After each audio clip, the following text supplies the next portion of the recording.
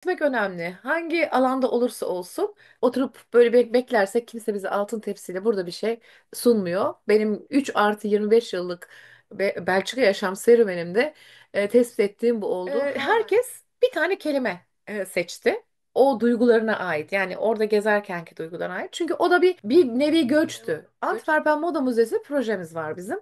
Bu bir proje değil aslında. Çok spontane başladı ama çok güzel yerlere gidiyor şu anda. Merhabalar herkese. Belçika'ya Göç YouTube kanalıma hepiniz hoş geldiniz. Bugün çok değerli bir konuğum var. Zülbiye Hanım siz de hoş geldiniz. Hoş bulduk Ayşe Hanımcığım. Nasılsınız? Teşekkür ederim. Sağ olun. İyiyim. Sizler nasılsınız? Ben de iyiyim. Çok teşekkürler. Yayın öncesinde kısa bir sohbetimiz oldu. Çok uzun zamandır bu kadar keyifli, bu kadar dolu dolu bir sohbetim olmamıştı. Çok daha iyiyim. İyi ki varsınız. Siz de öyle. Tanıdığıma çok memnun oldum. Böyle güzel insanları tanımak, güzel insanlarla yolumuz kesiştiği için gerçekten Rabbime duacıyım. Yüreğimiz iyi olduğu zaman, kalplerimiz temiz olduğu zaman bir şekilde bir yerlerde hiç tahmin etmediğimiz ortamlarda tanışabiliyoruz. Ben de sizinle sohbet etmekten dolayı çok mutlu oldum. Eğitim söz konusu olunca benim için akan sular duruyor ve inan saatlerce oturup sohbet edebiliyorum. Yeter ki bunu paylaşabileceğim insanlar olsun. Çok keyifli bir sohbetti sizinle yaptığımız. Çok mutluyum ben de öyle aynı şekilde. İyi ki ve çok şükür. O zaman eğitim dediniz. Neden eğitim sizi bu kadar heyecanlandırıyor? Bu birazcık da öykünüzle ilgili tabii ki. Bir öğretmen kimliğiniz var. Kısaca kendinizden bahsedebilir misiniz? Aha. Evet, ben Zülbiye Ayaz. Hayatımın başlangıcı Edirne ilçesine bağlı İpsala'da oldu. Daha sonra evlenerek Ankara'ya geldim ve bu arada iki evlat sahibi oldum. 32 yıldır da bu yolda eşimle, iki evladımla beraber devam ediyoruz. Türkiye'de eğitimimi tamamladım. Öğretmenlik eğitimimi Trakya Üniversitesi Eğitim Fakültesi sınıf öğretmenliği mezunuyum ben. Ülkemde çalıştım. Kocaeli'de çalıştım. İlk atandığım yer Kocaeli'ydi. Sonra Ankara'da Çubuk ilçesinde çalıştım. Sonradan da işte hayat rüzgarı bizi Belçika'ya gönderdi. Sadece bir kere değil, iki kere gönderdi. Evliliğimizin ilk yıllarında eşim bir teklif almıştı. Yurt dışında çalışmak üzere işte Belçika'dan. O önce bir geldi çünkü ben yeni atanmıştım öğretmen olarak. Sonra ardından ben de geldim çünkü ilk çocuğuma hamileydim ve 3 yıl kadar burada kaldık biz. İlk oğlumuz Ataol burada doğdu. Ardından ikinci oğlumuz Berk, o da burada doğduktan 50 gün sonra biz Türkiye'ye kesin dönüş kararı aldık. Göç hikayemizin ilk 3 yılı böyle başladı. O zamanlar tabii ki durumlar çok daha farklıydı şu anki göçle o dönemdeki göç. Bahsettiğim 94 yılıydı. 94 yılının Ağustos ayında ilk defa Belçika'ya geldim. Bir 3 yıl kaldım. O dönemde tabii çalışmadım. Çünkü geldiğimde dil bilmiyordum. Diploma denkli vesaire onlar için hiç zaten fırsat da yoktu. Hamile olarak gelip Ataoğlu'nun doğumu gerçekleşince onunla ilgilenmem gerekiyordu. Çünkü ailemiz yoktu burada. Bize destek olabilecek kimse yoktu. O dönemi çocuğuma bakarak geçirdim. Belçika'da yaşadım ama aslında yüreğim hep Türkiye'deydi. Çünkü dili bilmiyor olunca çok da fazla zaten hani çocuğun küçük olması sebebiyle de genellikle evde geçiyordu vaktim. Eşimin birkaç iş arkadaşının hanımı vardı. Şimdiki gibi sosyal medya yoktu. Telefon bile çok sınırlıydı. Evde telefonumuz vardı ama sadece haftada bir kere ailemizi arayabiliyorduk. İnanılmaz telefon faturaları geliyordu. Ciddi yüksekti faturalar. Biz de buraya geçici olarak gelmiştik. O geçici süreçte de yıllık uzayan kontratlarla çalışıyordu çünkü eşim. O süreci de iyi değerlendirip Türkiye'ye döndüğümüzde güzel bir hayatımızın olması gerekiyordu. Hani hayatımıza katkı sağlaması gerekiyordu burada çalışmışlıklarımızın. O dönemde eşimin çalıştığı iş yerine yakın bir gazeteci vardı, Belçikalı gazeteci. Oraya haftada bir defa Türk gazetesi getiriyordu. Hürriyet, Milliyet. O zamanlar biz hala basılı gazeteler alır idik o dönemde. Çünkü Türkiye ile ya da işte Avrupa'daki yaşayan Türklerle ilgili alabileceğimiz tek haber kanalı TRT Int ve de işte haftalık aldığımız Hürriyet ve Milliyet gazeteleriydi. Bir gün yine eşim gelirken Hürriyet gazetesi getirmişti eve. Biz tabii onu bütün hafta boyunca böyle en küçük haberleri bile okuyorduk. Çünkü Aa, yapacak ne çok kadar fazla bir şey yok. önemli. Evdeyiz. Güzel bir detay, çok hüzünlü de aynı zamanda. Evet. Yani şu anda artık böyle alışkanlıklar kalmadı. Hani her şey zaten sosyal medya vasıtasıyla, internet vasıtasıyla ulaşabiliyoruz. Bir gün Hürriyet gazetesinin ilk sayfasında şöyle bir yazı vardı. Bahçeli bir ev hayaliyle 30 yıl diye kocaman puntolarla başlık atmışlardı. Biz de hani çok yeniyiz. Daha bir, 1,5 yıl olmuş geleli. Ay dedim, bu ülkede nasıl 30 yıl yaşanır? Ama tabii bu hikaye Almanya'da bir ailenin hikayesiydi. Ay 30 yıl dedim, yok mümkünatı yok yani böyle bir ülkede. Çünkü hani ilk geldiğimizde Belçika, havalar şu ana göre çok daha farklıydı. Çok daha yağmur yağdı, çok daha kasvetliydi. Bir de çalışmıyorsanız, sürekli evde oturuyorsanız o kasvet size daha çok çöküyor. Çalıştığınızda, bir şeylerle meşgul olduğunuzda zaten onun farkına da varmıyorsunuz. O zaman demiştim ki ya böyle bir şey acaba bizim hayatımız için olabilir mi? Yani böyle içinizden sorarsınız ya bazen kendi kendinize. Yok yok dedim ya. Yani böyle bir şey mümkünatı yok. 30 yıl yaşanmaz burada. Neyse o öyle geldi geçti gitti. Okuduk, bitti o yazıyı. Şimdi ben kendime bakıyorum. 3 yıl o zaman kaldık. Sonra döndük, Türkiye'de bir 3 yıl yaşadık. Tekrar geldik 2000 yılı sonunda. Ve bu yılın sonunda, Kasım ayı sonunda bizim Belçika'ya gelişimizin 25. yılı. Yani İkinci toplamda geliş. 28 yıl olmuş. Hı hı. Demek ki kalınabiliyormuş. Demek ki hani bakış açısıyla ilgiliymiş diye düşüneceğim. Ben ilk geldiğimizde tabii o geçici gelmiş olma, o işin o şekilde hani eşimin işinin o şekilde olması sebebiyle biz tabii ki her kontrat bitiminde belki dönebiliriz düşüncesiyle olduğumuz için bedenen Belçika'da ama ruhen Türkiye'de yaşıyorduk. Çünkü sürekli bir şey almaya kalksak hep kıyaslıyorduk. Burada böyle, Türkiye'de böyle. Burada böyle, Türkiye'de böyle diye. O 3 yılı öyle geçirdik. 3 yılın sonunda da büyük oğlumuz 2,5 yaşlarındaydı. Aslında 18 ayı geçtikten sonra ben onda biraz sosyal anlamda bir takım farklılıklar tespit etmeye başlamıştım. Bir parka gittiğimizde çocuklarla oynamıyordu ya da işte sosyal iletişim kurmakta bayağı sıkıntı yaşıyordu. Ben bunu tabii ki içinde bulunduğumuz sosyal ortama bağlamıştım. İşte ben tek başına bütün gün çocukla, demek ki ben ona yetemiyorum. Vermem gerekeni alamıyor benden. İşte kendi akran gruplarıyla olması lazım ama çok fazla akran grubundan kimseyle tanışmıyoruz burada. Eşimle dedik ki ya hani çocuğu hani daha gerilemesindense gidelim dönelim Türkiye'ye. Çocuğumuzu kreşe verelim. En azından orada akranlarıyla beraber olsun. En azından dil gelişimi daha iyi olur. Çünkü dil gelişiminde de bir takım farklılıklar görüyorduk biz. Tamam dedik, o zaman biz o şekilde dönelim. Çünkü bizi buraya bağlayan çok fazla bir şey yok. Her bir yılın sonunda kalacak mıyız, gidecek miyiz? Stresi yaşamanın da bir anlamı yok. Zaten hani döndüğümüzde ikimizin de iş bulabileceği mesleklere sahibiz ikimiz de. Ve karar aldık. 1997'nin Temmuz ayının, yok Ağustos ayının başıydı. Çünkü 4 Temmuz Berk doğumlu. Ağustos ayının başında biz Ağustos'ta gelmiştim. Tekrar Ağustos'ta Türkiye'ye geri dönüş yaptık. Tabii Atoğlu'nun bu durumundan dolayı biz hemen direkt olarak gerekli profesyonellerle kontak halindeydik. Teşhis koyuldu. Büyük oğlumuzun otizmli olduğunu teşhisi koyuldu. O zaman Ankara Üniversitesi'nde Melda Akçakın hocam dedi ki çocuğunuzu kurtarmak istiyorsanız, daha iyi yerlere gelmesini istiyorsanız imkanınız varsa yurt dışına gidin. Çünkü Türkiye'de o zaman otizm çok yeniydi. Bu bahsettiğim tabii ki 1998-99 yılları arasındaydı. Yeni yeni öğretmenler eğitilmeye başlamıştı. Yeni yeni kurumlar açılmaya başlamış, özel eğitim kurumları. Eğer giderseniz sizin için ve çocuğunuz için çok daha güzel fırsatlar sizi bekleyebilir dedi. Daha iyi bir eğitim alabilir dedi. Biz de hangi ülke o zaman dedik? Nereye gitsek? Çünkü bir annenin babanın çaresizliği inanılmaz bir şey. Hani yaşayan bilir derler ya her zaman. İnsan o çaresiz olduğunda hani size deseler ki hani Fizan'a gidin, gidersiniz. Uzaya gidin, gidersiniz. Yeter ki evladınız iyi olsun. Bize 3 ülke ismi vermişti. Kanada dedi. Hollanda ve Belçika. Bu 3 ülke şu anda bu konuda çok iyi. Bizde Kanada çok uzak geldi bize. Hollanda, o da hani evet Avrupa'da bir ülke ama hiçbir şey bağımız yok bir şekilde. Ama Belçika en azından bir 3 yıl yaşamışlığımız var ve gelirsek de en azından az çok bir yol iz bile bulabiliriz. Bir de iş bulma açısından da hani eşim tekrar eski iş yeriyle iletişime geçti. Projede benim için yer var mı? Biliyorlar, tanıyorlardı zaten. Ve o şekilde biz 2000 yılında aldığımız kararla 2000 Kasım'ının sonunda ikinci vatanımız olarak kabul ettiğimiz Belçika'ya göç ettik. Aslında benim gerçek göç hikayem orada başlıyor.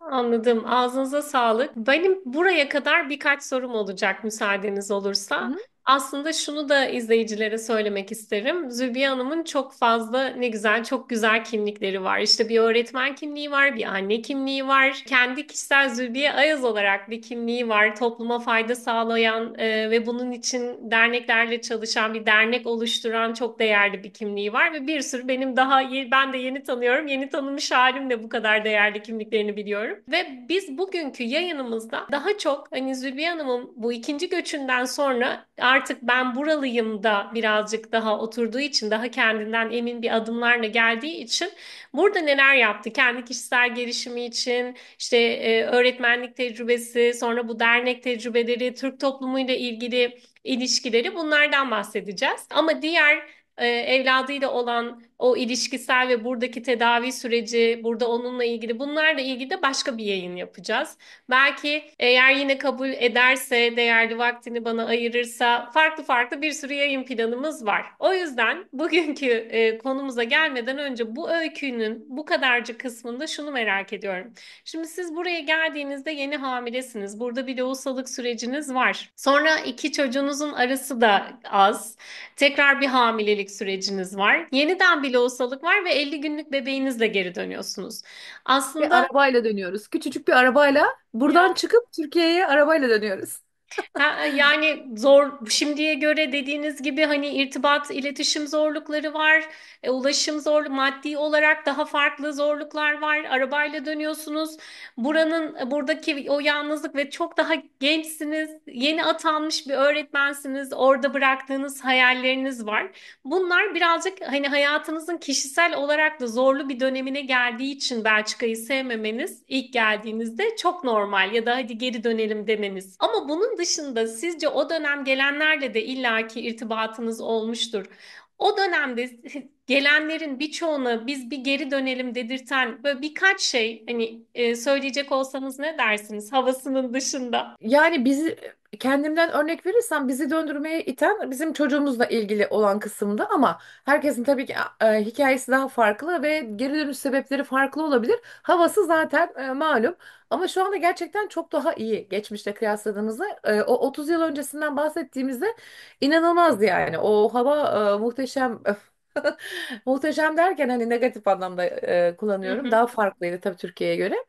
İnsan ilişkileri her şeyden önemlisi. Yani Belçikalı toplumla bizim toplumumuz arasında hani yaşam tarzları, birbirine yaklaşım tarzları bunlar tabii çok çok daha farklı. O ilk geldiğimizde bir de şöyle bir şey var. Bir şeyi çok fazla maruz kaldığınızda size batmıyor da ilk defa maruz kaldığınız şeyler size çok batabiliyor. Bu da ilk Belçika'ya geldiğimizde örnek vereyim. O zamanlar çalışmadım ama sonrasında okulun kapısından giriyorum. Öğretmen olarak çalışıyorum o dönemde. Bir Belçikalı öğretmen statüsünde.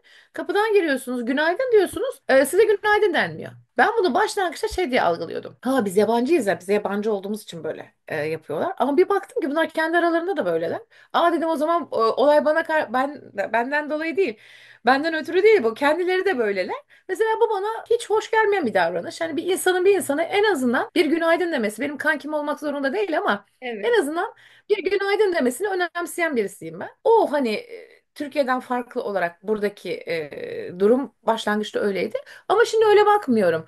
Evet öyle insanlar da var ama hani gerçekten çok iyi ilişkiler kurabileceğiniz çok güzel insanlar da var. Hani şimdiki bakış açımda aslında tüm Belçikalıların öyle olmadığını biliyorum. Çünkü çok yakın bir arkadaşım var Belçikalı ve benim birçok Türk arkadaşımdan çok daha samimi diyebileceğim bir arkadaş. Ama bir şeye ilk maruz kaldığımızda diyoruz ya hani bize biraz batabiliyor. İşte o zaman benim için de ondan kaynaklıydı. Aslına bakarsak bizim gibi sonradan gelen göçmenler için en büyük neden ailelerin orada olması. Yani benim için de öyle. Çocuklarım büyüyor ama ailem ancak vize alabilirse gelebiliyor ki ilk dönemde gelemediler. Çünkü yıllık kontratla çalıştığı için eşim o zaman vize için de doğuma mesela kayınvalidem gelmek istedi ama maalesef vize alamadığı için gelemedi. Sonrasında tabii geldiler ama yılda bir kere maksimum belki gelebiliyorlar. Aslında dönmeyi isteme sebeplerimizin başında da çocuklarımız büyürken büyüklerimiz de onların büyüdüğünü görebilsinler. Daha çok onlarla görüşebilelim. Çünkü zaman geçip gidiyor. Biz bu çocuklarımızla büyük anne büyük babalarıyla olan ilişkilerini kaçırıyoruz. Endişesi de vardı. Bana göre en büyük endişelerden bir tanesi de buydu o dönemde. Zor. Bugün Umay bana dedi. Markete gitmiştik sabah onu kampa bırakmadan önce. Dedi ki anne bütün çocuklar kampa mı gidiyor? Şu an Paskalya tatil burası. Yani bu sorunun cevabını kendisi de biliyor da. Hayır anneciğim dedim. Anne babası çalışanlar gidiyor. Ben de eğitim aldığım için sen de gidiyorsun. Mesela işte bir arkadaşın adını söyledi. O gidiyor mu? Onun da anne babası çalışıyor. Ama dedim onların işte anneannesi, dedesi, yeğenleri, kuzenleri çok kalabalık bir sülale olduğu için paylaşımlı bakıyorlar. Dedi ki ne güzel bir şey, ne kadar renkli bir hayat dedi. Babaannesi gelecek bir ay sonra. Babaannem gelince dedi ben de onunla böyle vakit geçirmek istiyorum dedi.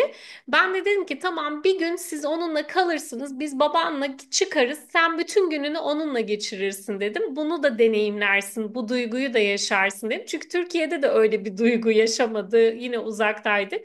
Bakınca çok basit gibi görünüyor ama çocuk o duyguyu özlediğini ne güzel ki söyledi. Benim çocuğumun böyle bir huyu var söylüyor. İyi ki söyledi ve böyle bir ihtiyacı olduğunu fark ettim. Zor duygular aslında yönetmesi de zor, yaşaması da zor. Evet. İşte ama ne yapıyoruz? Güzelliklere odaklanıyoruz, artılarına bakıyoruz. O duyguları da o Tabii. şekilde yenmeye Evet, yani çalışıyoruz. benim de bu süreç içerisinde en büyük endişelerimden biriydi bu. Hani çocuklarımın kendi kültürlerinden kopuk, kendi ailelerinden kopuk bireyler olarak yetiştirilmesini ben de eşim arzu ediyorduk. Bu nedenle de hani mümkün mertebe yılda 2 defa, yazın zaten uzun gidiyorduk. Öğretmenin de öyle güzel avantajları var, işte 2 ay boyunca tatiliniz olunca daha uzun gidebiliyorsunuz diğer meslek gruplarına göre. Bir de Paskalya tatiline de gitmeye çalışıyorduk. Eşime de şunu söylüyordum. O da benimle hemfikirdi.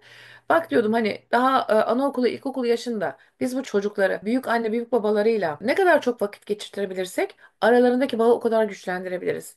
Aksi takdirde bu çocuklar liseye geldikten sonra, yaşları büyüdükten sonra hadi gidelim, hadi Türkiye'de şu kadar vakit geçirelim desek de götüremeyeceğiz. Çünkü benim çevremde o kadar çok bildiğim, tanıdığım kişilerin çocukları var ki belli bir yaştan sonra aileleriyle birlikte Türkiye'ye tatile bile gitmiyorlar.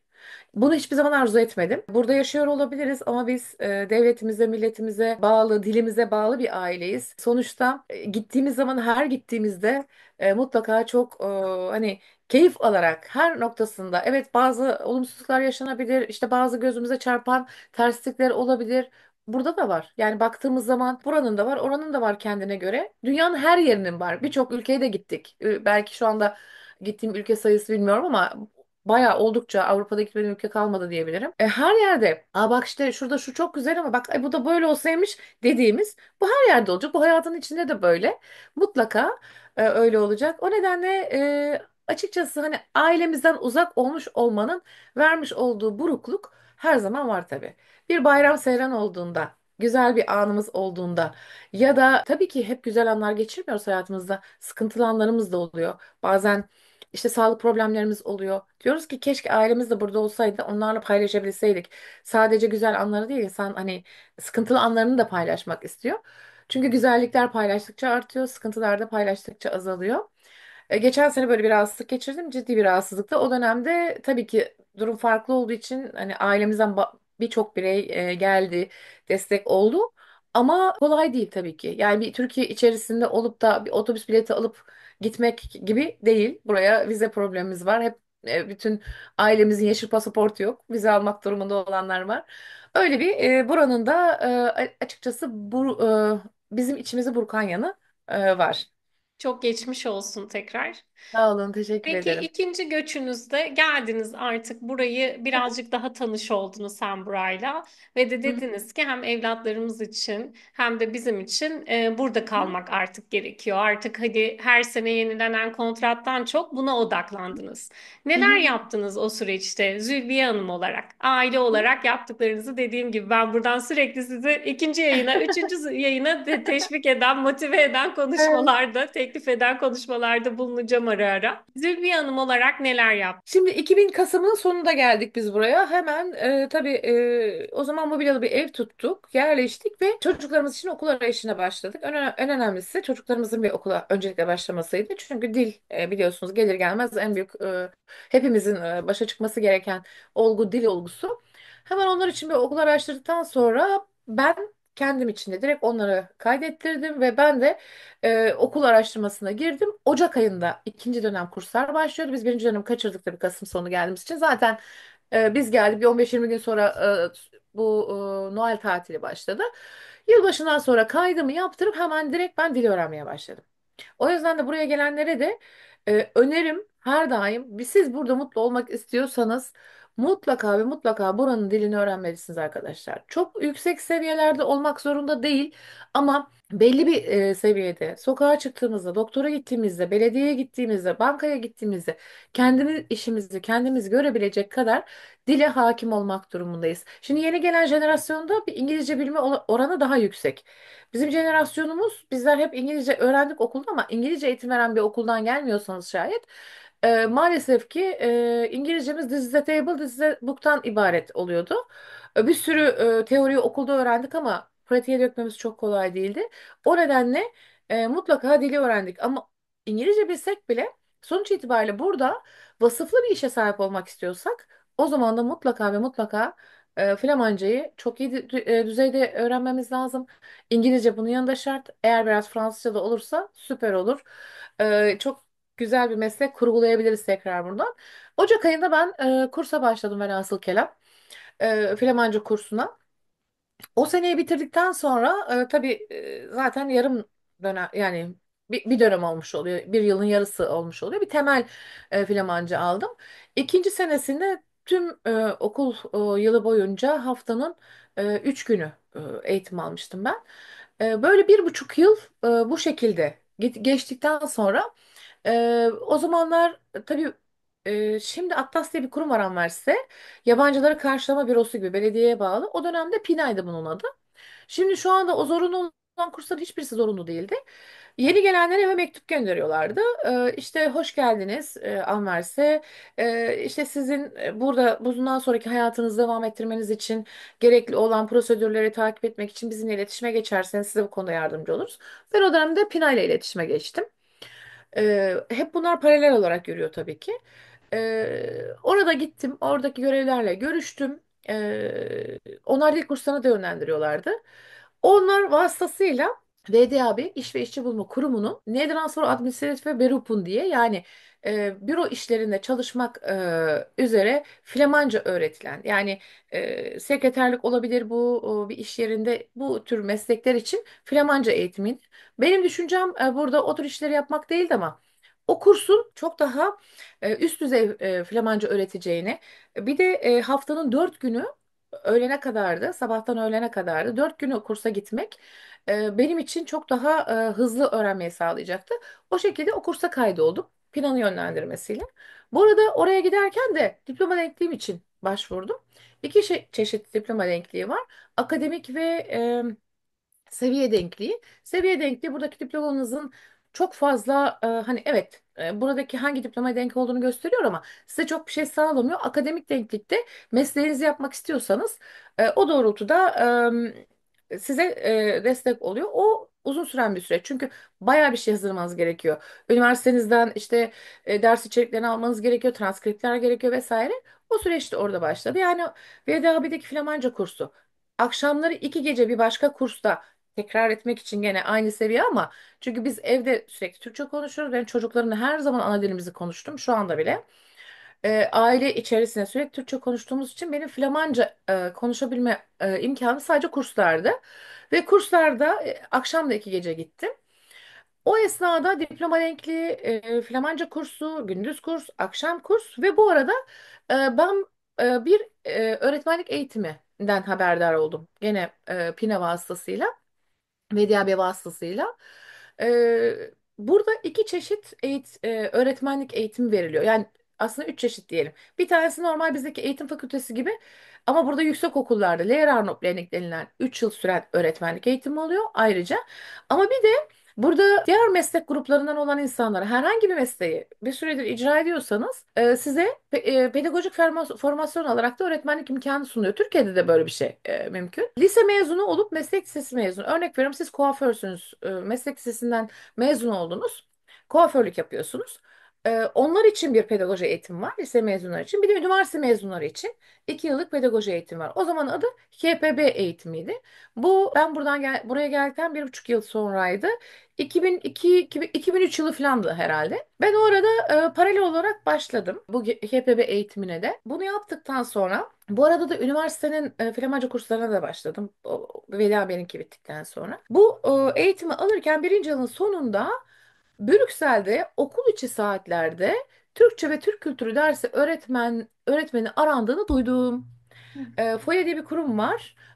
O kurum yabancılar için entegrasyon merkezi ve birçok faaliyetler yapıyor yabancılar için.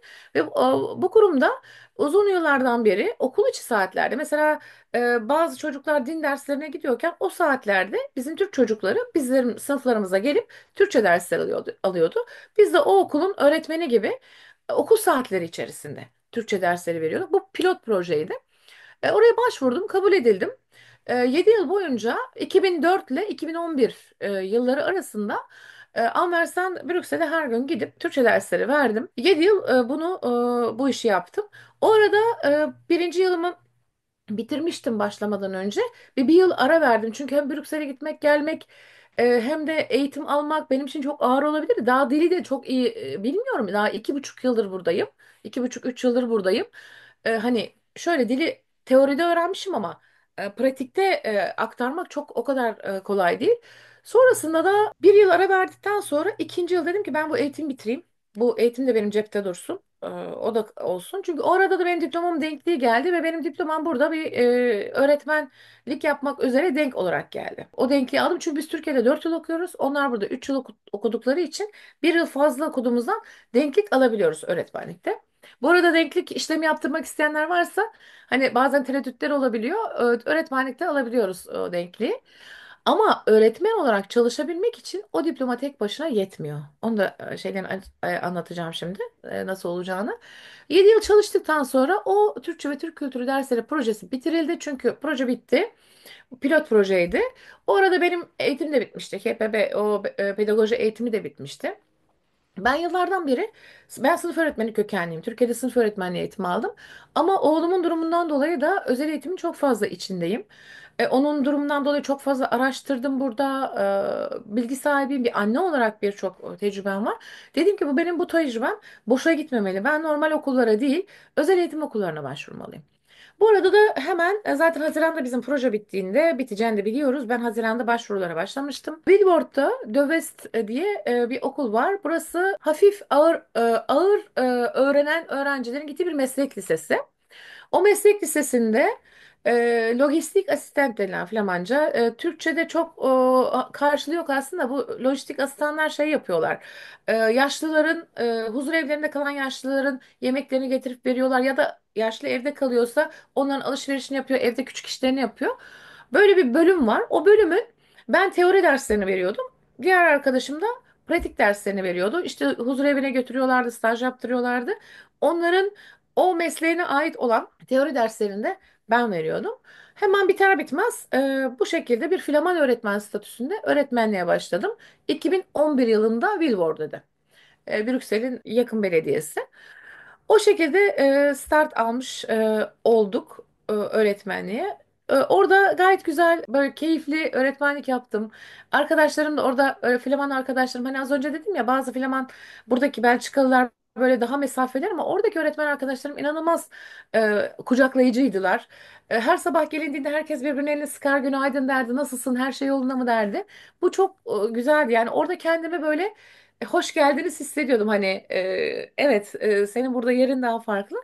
Bir süre orada çalıştım ben. Sonra tabii burada öğretmenlik şöyle oluyor.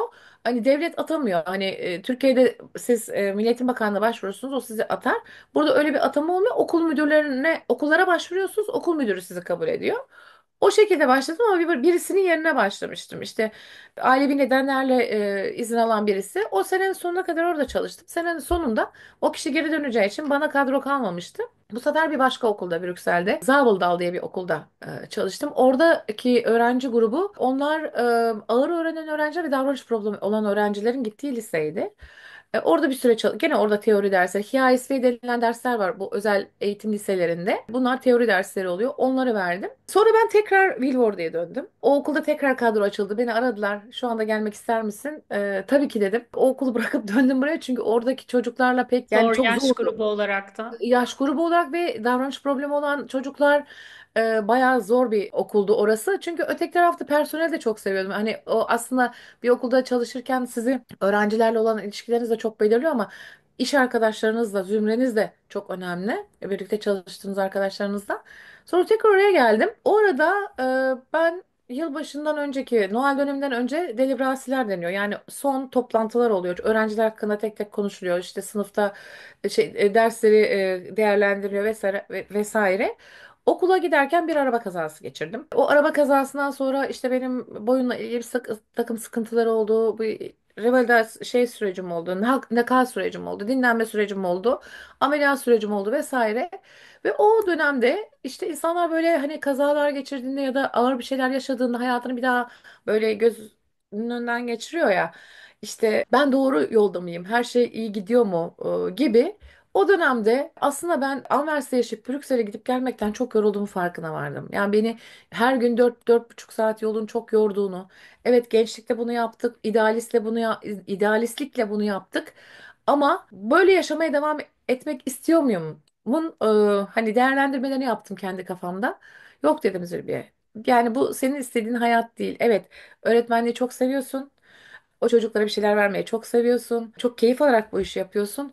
Ama bu kadar yormaya gerek var mı hayatta kendimizi? Ve ondan sonra karar aldım. Hayır dedim. Ben burada bırakacağım. Defalarca aradı okuldaki arkadaşlar, müdürümüz. Dedim ben burada bırakmak istiyorum.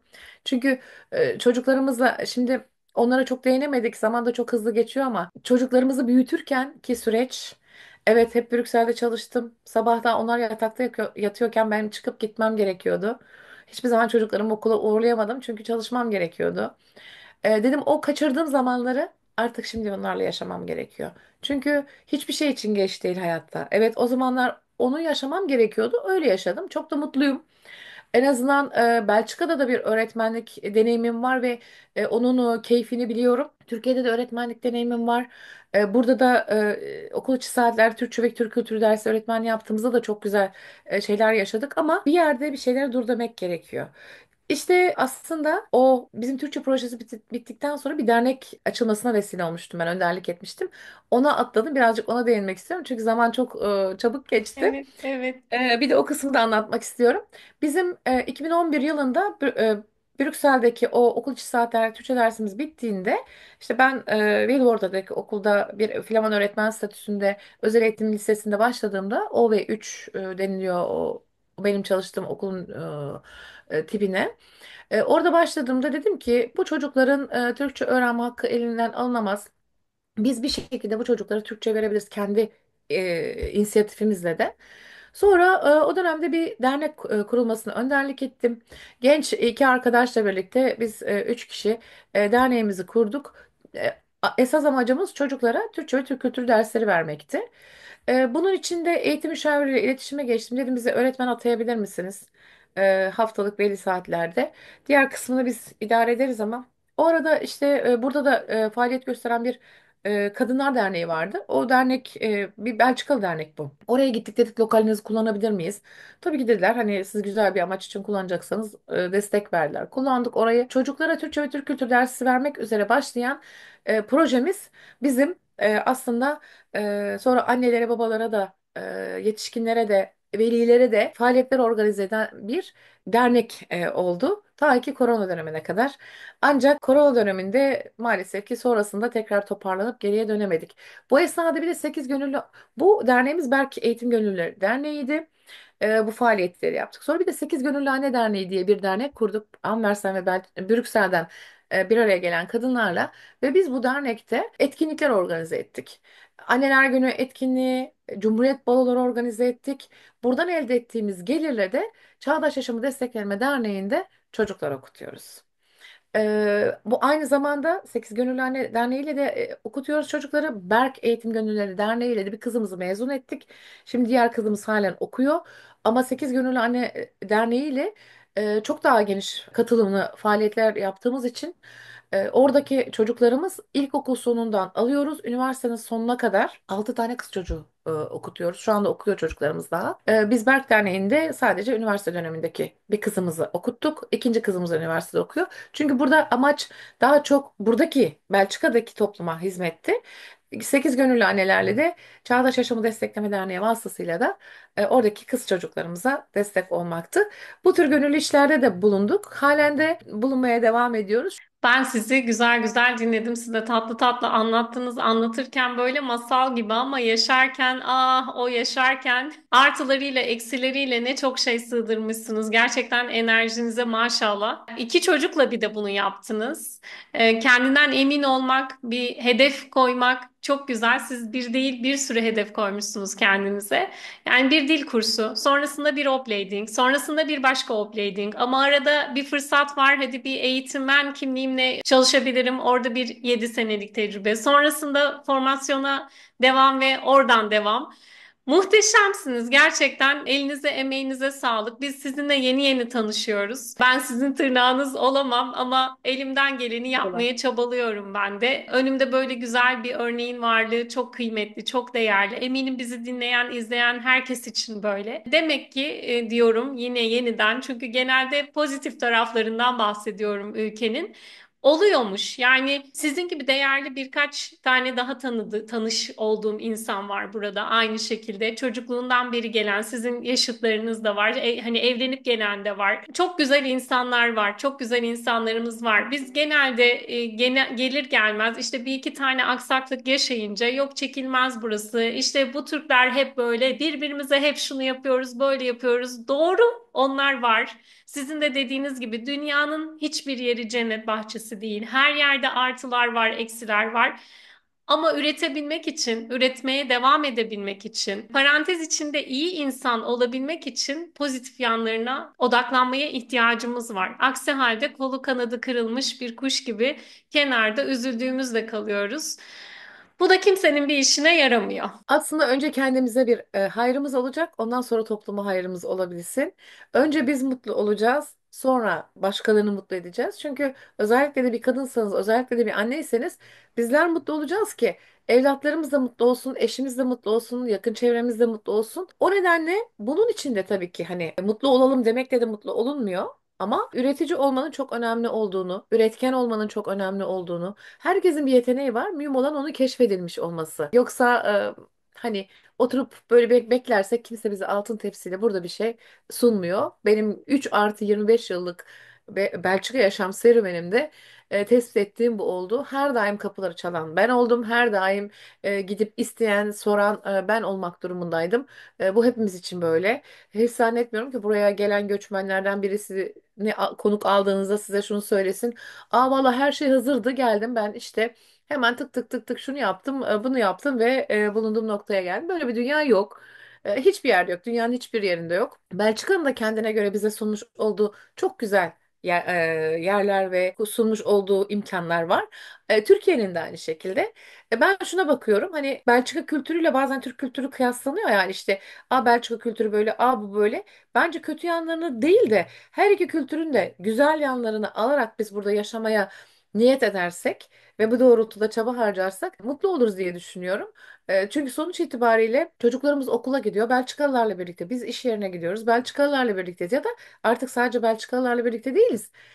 Şu anda Anvers'te 175 farklı milletten farklı dili konuşan insan grubu var. Çok farklı insanlarla bir araya gelebiliyoruz. Mühim olan onların diğer kültürlerin güzel yanlarını alıp bizim kültürümüzün güzel yanlarını alıp bir mix yapıp burada yaşamaya devam etmek ve şunu yaparsak burada çok mutsuz olacağımızı düşünüyorum. Bedenen burada yaşayıp ruhen ülkedeysek, ana vatanımızda yaşıyorsak bu bize çok mutsuzluk veriyor. Yani ilk geldiğim yıllarda onu yaşadım zaten konuşmamın başında da söyledim. Çünkü hep böyle bir dönüş hedefi vardı ya. Yine de hep burada var olan göçmenlerin içerisinde bir dönüş hedefi vardır. Yani işte çocuklarım büyüsün, çocuklarım okusun, evlensin, işte daha çok Türkiye'de yaşayayım. Bunlar kişilere göre değişebilir. Hani bazıları burada yaşamayı daha çok sever, bazıları ana vatanda. Ama sonuç itibariyle biz şu anda buradayız. Bunu kabule geçmemiz lazım. Bu tercihi de biz yaptık. Kimse bizi zorla gelip ülkemizden alıp buraya getirmedi. Biz bu kararı kendimiz verdik. Burada yaşamayı kendimiz istedik. O zaman en güzel şekilde çevremizi de ona göre organize etmemiz gerekiyor. Yani birlikte olmaktan keyif almadığımız insanlar varsa onlarla birlikte olmak zorunda değiliz. Sizin hani bu görüşmemizden önceki konuşmada kızınızla ilgili öğretmeninin ona yaklaşımı, arkadaş olmak zorunda değilsin ama saygı duymak zorundasın. Biz de arkadaş olmak zorunda değiliz. Saygı duyuyoruz. Bir merhaba merhaba deriz. Kendi kafamıza uyan, keyif aldığımız insanlarla yolumuza devam ederiz ve üretmeliyiz. Ben buna çok inanıyorum. Yani gerçekten ve bunu yaptım. Buraya geldiğimden beri de hep ürettim. Gerek derneklerde gönüllü çalışarak ürettim, gerek bir dönem, hatta az önce konuşmamda onu atladım. Bir Alman firmasının network marketing usulü çalışan bir Alman firmasının temsilciliğini yapıp buradaki evinden çalışmak isteyen hanımlara çok güzel ışık olduk. Çok güzel işler yaptık. O hanımlar da ufak gelirler elde ettiler. Bir araya geldiğimizde çok güzel sohbetlerimiz oldu. Belli aralıklarla belli yerlerde buluştuk. Sadece işimizle ilgili değil ama bir kadınsal olan sorunlara, kadınsal olan konular çerçevesinde konuştuk. Bu da benim için çok güzel bir deneyimdi. Hayatıma çok şey kattı bu. Hem benim hayatıma çok şey kattı, hem birlikte birbirimizin hayatına çok şey kattık. Bu da benim için bir sosyal sorumluluk projesiydi aslında. Kadınların evlerinden de çalışabilecekleri bir işlerinin olması. Ben şu anda o işi birazcık rolantiye aldım diyeyim. Çünkü hayatımda giden işte sağlıkla ilgili bir takım aksamalar sebebiyle birazcık daha kendime odaklanmam gerekiyordu. Daha az stresle yaşamam gerekiyordu. Bu da güzel bir tecrübe oldu aslında. O nedenle üretmek önemli. Hangi alanda olursa olsun ve son dönemde de farklı bir takım yollara da girmeye devam ediyoruz. 24 yılı biliyorsunuz Türklerin Belçika'ya gelişinin 60. yılıydı ve 60. yıl kutlamaları çerçevesinde birçok etkinlikler yapıldı.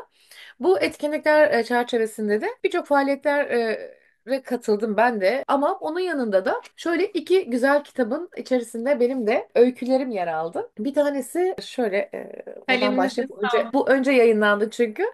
Ahmet Urfalı hocamız Türkiye'de kendisi ikamet ediyor. Bir değişik farklı yazarların elinden çıkan öykülerden derleyip bir Avrupa'ya Türk göçünün 60. yılı sebebiyle böyle bir kitap çıkardı. Nergis Şahin benim canım arkadaşım. Kendisi aslında Belçika'nın kültür elçisi. Yani Belçika'da Türkiye'nin kültür elçisi. Gerçekten çok yaratıcı, çok verimli, çok üretken bir kadın. O bana teklifte bulunmuştu. Zülbiye böyle böyle bir kitap hazırlığı var. Ahmet Urfalı hocamız Türkiye'den kendisi. Ben de destek veriyorum. Sen de kısa bir öykü yazmak ister misin diye. Ben de göçe istinaden bir öykü yazmıştım. Bu kitapta yer aldı. Tanıtımı yapıldı Brüksel'de. Sonra yine göçün 60. yılına istinaden bu kitap tek dildi. Yani sadece Türkçe. Bu Belçika'da hazırlandı. Gene göçün 60. yılı sebebiyle. Burada yine Nergis arkadaşımın teklifiyle dahil oldum ben bu projeye. Yılmaz Koçak Gent'ten onun önderliğinde kitap çıkarıldı. Onun bir üyesi olduğu dernek var. O derneğin desteğiyle. Benim yine burada bir küçük öyküm yer aldı. Ve aynı zamanda Fikret Aydemir editörlüğünü yaptı. Ben de redaktörlük desteği verdim. Türkçe kısmında. İki dilli bir kitap. Hem Türkçe hem Flamanca bir kitap bu. Bu kitabın tanıtımı Gent'te yapıldı ama önümüzdeki günlerde Brüksel'de, Anvers'te, diğer şehirlerde de yapılması planlanıyor. Bu kitabı nasıl yazdığımızı çok kısa anlatmak istiyorum. Çünkü çok enteresan bir şekilde içindeki öyküleri yazdık biz. Geçtiğimiz yıl Kurban Bayramı Arife günüydü. Nergis arkadaşımla ondan aldığım teklifle dedi ki Zülbiye biz bir kitap yazmak istiyoruz Yılmaz'ın önderliğinde. O gün oraya Belçikalı Türkler gelecek, bir manastır, terk edilmiş bir manastırda bir araya geleceğiz. Burada Doğu Flaman bölgesinde bir manastır. Eskiden rahibelerin yaşadığı bir manastır. Orada bir araya geldik. Girişte toplandık hepimiz. Dediler ki burayı gezebilirsiniz ama rehber eşliğinde gezdirmeyeceğiz size. Burası terk edilmiş bir manastır. Siz rehber olmadan burayı bir gezeceksiniz. Sonra hepimiz tekrar burada şu saatte burada buluşacağız. Bir oturacağız beraberce. Neler hissettik? Duygularımız nelerdi? Bunları bir konuşacağız sizinle. Baktılar, gittik, gezdik, geri geldik aşağıya. Sonra oturduk böyle yuvarlak bir masanın etrafında Belçikalı ve Türkler olarak. Herkes bir tane kelime seçti. O duygularına ait. Yani orada gezerkenki duygularına ait. Çünkü o da bir nevi göçtü. Göç ettiğimizde de bir yere geliyoruz. Hiç tanımadığımız bir ortam. Manastır benim için ilk defa gittiğim bir ortam. Hiçbir manastıra girmemiştim. Aynı yeni bir ülke gibiydi. Belçika gibiydi. Orada hani hissettiğimiz duygular, herkes birer kelime söyledi. İşte kasvet, çünkü çok kasvetliydi. Gri, her yer gri boyanmıştı gibi gibi böyle kelimeler. Sonra o kelimeleri biz oturduk. Bir öyküde ya da şiirde, isteyen öykü, isteyen şiir yazdı. Benim pek şiir yeteneğim yok. Öykü yazabiliyorum. Hatta bunun için de eğitimler alıyorum. TİDA Eğitim Kurumu'ndan, TİDA yayınlarından, Türkiye'den daha ilerletebilmek için. Oturduk. O gün orada öyküleri yazdık. İşte içindeki öykü yarım kalmış hayaller, öykümün adı. O gün oradaki hislerim doğrultusunda ve oradaki kelimelerle o öyküyü yazdım. İçinde yer alıyor. Son dönemdeki uğraşlarım bu doğrultuda daha böyle içe dönük, daha kendimi, daha farklı alanlarımı keşfedecek kısa öyküler yazma. Ve bunun yanında da esas şu anda böyle gündem olan, benim hayatımın gündemi olan Antwerpen Moda Müzesi projemiz var bizim. Bu bir proje değil aslında. Çok spontane başladı ama çok güzel yerlere gidiyor şu anda. Antwerpen Moda Müzesi'nden, Moda Müzesi aslında Belçika'da çok fazla Türk'ün yaşadığını, Anvers'te özellikle, ama hiçbir şekilde o müzeye bizim Türklerin gitmediğini, yani belki de geliyorsa çok az sayıda Türk'ün geldiğini, çok tanınmadıklarını düşündükleri için bir Türk kadın grubunu müzede ağırlayıp, pazartesi günleri müze kapalı ama müzenin kafeteryası açık. O kafeteryada biz de hani gelecek olan gruba kapılarını açıp kahvesini çayını ikram edip orada kadınların bir araya gelip Türk el işlerini yapmaları için birilerini arıyorlarmış. Biz de dernekçilik dönemimizde kadınlarla da, böyle kadın gruplarıyla da faaliyetler yapıyorduk. Faaliyetlerden bir tanesi de kadınlar bir araya gelip el işleri yapıyorlardı. Oradan bir şekilde benim adıma ulaşmışlar müzedeki görevliler. Bana bir mail geldi. Dediler böyle böyle bir isteğimiz var. Bizim beklentimiz sizden gelip müzeyi tanımanız. Sizin beklentinize de böyle bir cevap verebiliriz. Kafeyi size tahsis edebiliriz. Kahvenizi, çayınızı ikram edebiliriz. Buyurun gelin, orada örgülerinizi örün. Hani en azından müzeyi de tanıyın. Ay dedim, bu bir rüya olabilir mi acaba? Çünkü benim için yarım kalmış bir hayaldi bu. Önce yarım kalmış hayaller diye böyle bir öykü yazdım. Arkasından böyle bir teklif aldım. Evren çalışmaya devam ediyor Evet. aslında. Çünkü ben lisede Kız Meslek Lisesi giyim bölümü çıkışlıyım. Ve lise birinciliğim var.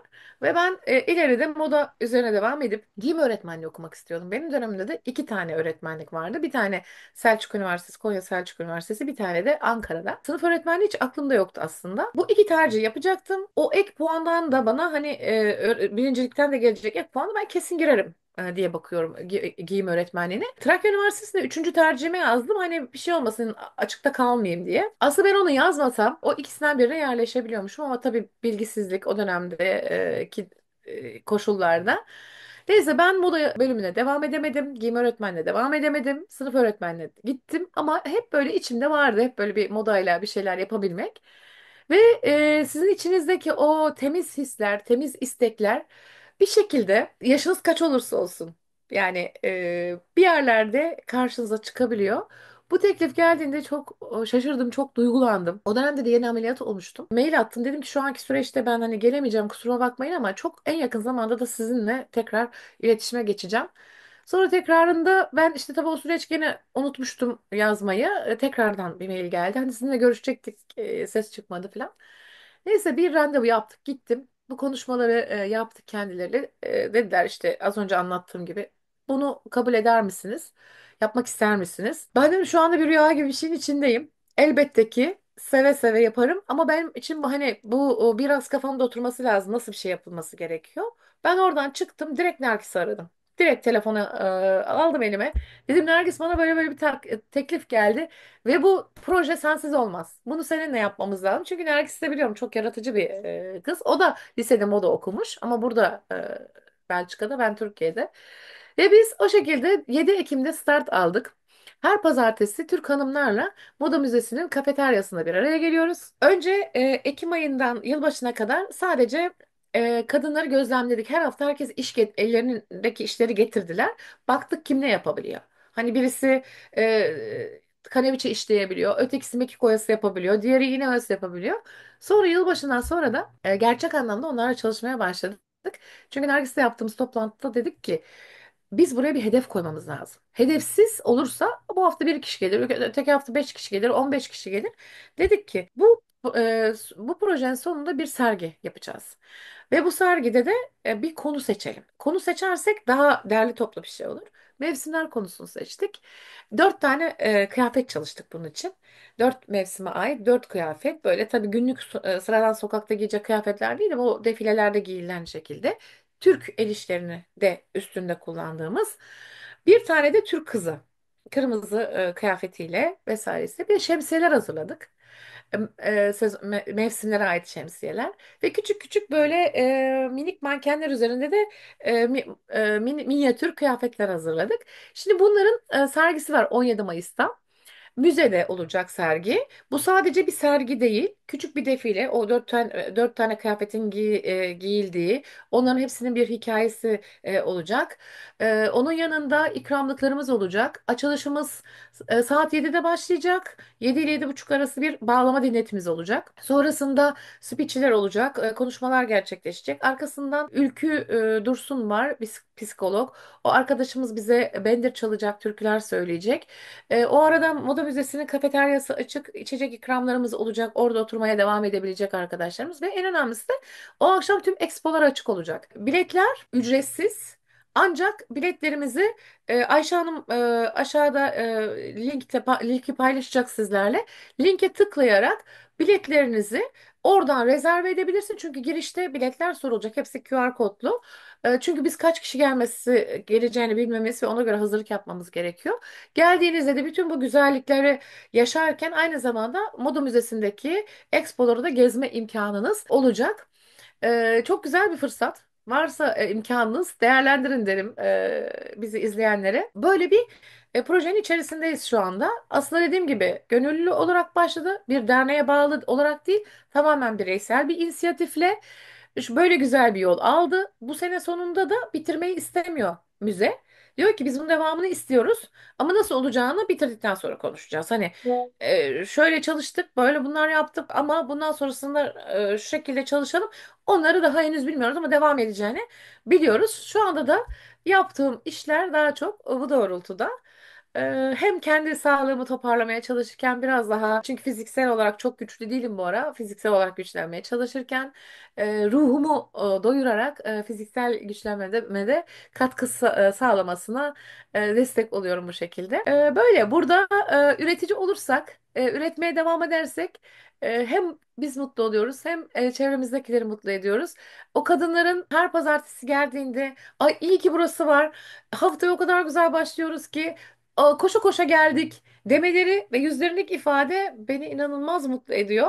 Ayda binlerce euro para kazanmaktan bana daha keyif veren bir durum bu. Şu anda bu şekilde devam ediyoruz. Daha sonrasında bakalım hayat bizi nereye götürür, yaşam rüzgarı bizi nereye savurursa öyle devam edeceğiz. Elinize, emeğinize sağlık. Hepimiz için çok güzel bir örneksiniz. Ben bugünkü yayında neler neler öğrenmedim ki. Yayının öncesinde de dediğim gibi Zülbiye Hanım'la sohbet şansımız oldu. Orası da ayrı keyifliydi. Burası da ayrı keyifliydi.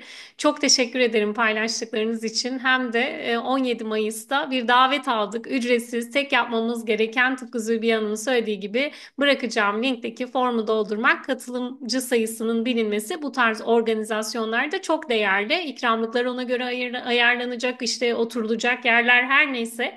Bu yüzden katılımı son dakikaya bırakmadan linkteki formu şimdiden doldurmanızı bekleriz, isteriz. Ben her şey için çok teşekkür ederim. 25 yıllık hatta 25+3 yıllık öyküyü böyle 1 saatlik, 3 saatlik, 5 saatlik programa sığdırabilmek hele hele sizin gibi üretken bir insanın öyküsünü mümkün değil. Umut ediyorum ki yakın zaman dilimlerinde sizinle yine başka konularla da ilgili program yaparız. Ama o zamana kadar varsa sorularınız yorumlara bekliyoruz. Eksik kalan yanlar vardır, merak ettiğiniz yanlar vardır. Ne bileyim başka şey, duygularınızı paylaşmak istersiniz. Hepsini yorumlara bekliyoruz. Bir sonraki programda görüşmek üzere. Hoşçakalın. Davetiniz için çok teşekkür ediyorum. Gerçekten benim için de güzel bir deneyim oldu. Şöyle bir geçmişe tekrar gittim. Şöyle bir anıları hatırladım. Bu da zaman zaman iyi geliyor aslında insana. Neler yapmışız düşünmek de iyi geliyor. aslında ileride neler yapacağımızı planlamak açısından da güzel oluyor. Davetiniz için çok teşekkürler. 17 Mayıs'ta görüşmek dileğiyle diliyorum ben. Hepinizi bekliyorum. Müsait olan herkesi bekliyoruz. Tabii bir de şöyle bir şey var. Yerlerde sınırlı belli bir sayıya gelindiğinde kapatılacak bilet satışı. Bilet alır gibi giriyorsunuz linkten girdiğinizde. Bilet alır gibi gidip kişi başı 4 tane bilet seçebilirsiniz. Daha kalabalık gelmek istiyorsanız bir ikinci kişi adından devam edebilirsiniz. Buna çünkü orası bir müze olduğu için katılım sayısına göre ekstra güvenlik görevlisi de getirmeleri gerekiyor. Bu anlamda bizim için önemli. Belli bir sayıda da kapatılması gerekiyor. Dilerim en kısa zamanda o sayıya ulaşabiliriz. Hepinizi de orada görmekten ve ağırlamaktan dolayı çok mutlu olurum. Çok teşekkür ediyorum. Bir başka yayında görüşmek dileğiyle. Hoşça kalın. Hoşça kalın.